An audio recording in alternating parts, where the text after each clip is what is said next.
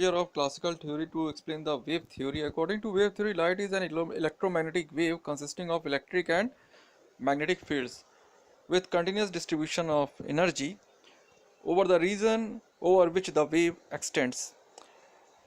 Now, the wave picture of light could not be explained by this classical theory, and the reason behind that explained here.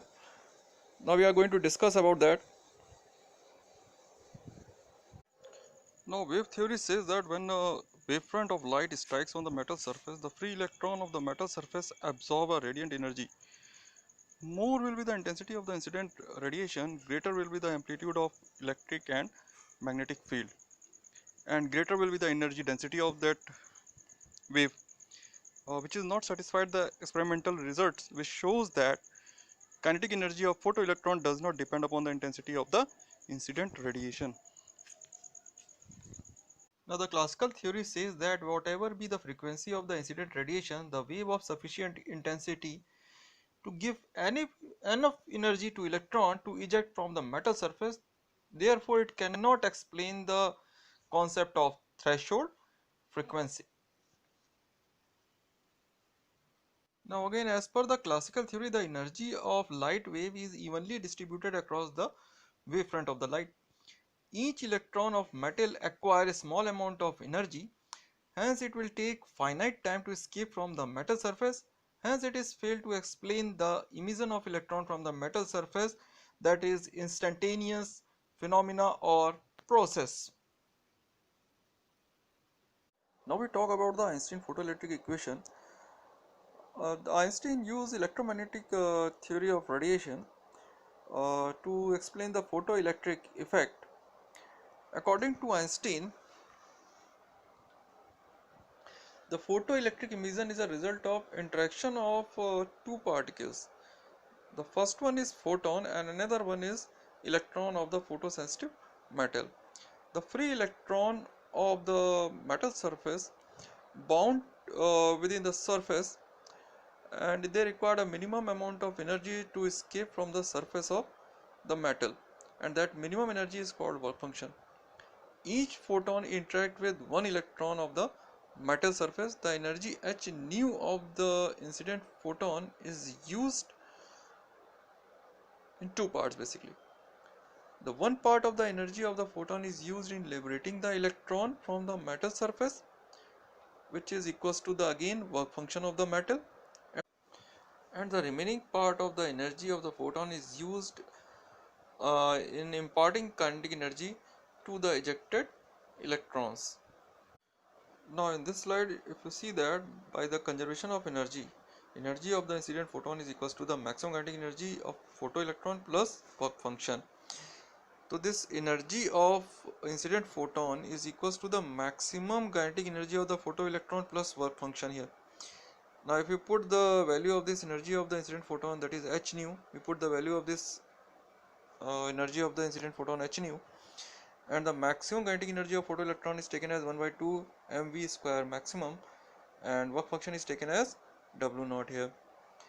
Now if you see that the k maximum, that is the maximum kinetic energy of the photoelectron, is equals to 1 by 2 mv square maximum is equals to h nu minus w naught, w naught representing again the work function here.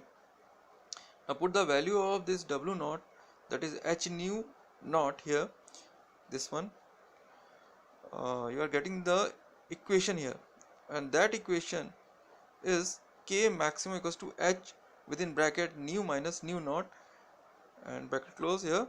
You will get the equation number 2, which representing the Einstein photoelectric equation. This equation number 2 will represent the Einstein photoelectric equation. Now on the basis of this Einstein photoelectric equation, Einstein give explanation of this effect of intensity, and the explanation of threshold frequency, kinetic energy, and the time lag. Now we start with the explanation of effect of intensity. As the intensity of the radiation is increases, the number of photons striking on the metal surface per unit area also increases. As each photon ejects only one electron, so the number of electron is also increases with the increase in the intensity of the incident radiation. So that is clear to you. Now we are talking about the explanation of threshold frequency. As you see in this Einstein photoelectric equation, that K max equals to H within bracket nu minus nu naught, where nu is the frequency of the incident radiation and nu naught is the threshold frequency. Now if nu is less than nu naught, in that case K max become negative, which is not possible. Kinetic energy never negative. So in that case the photoelectron emission does not occur below the threshold frequency.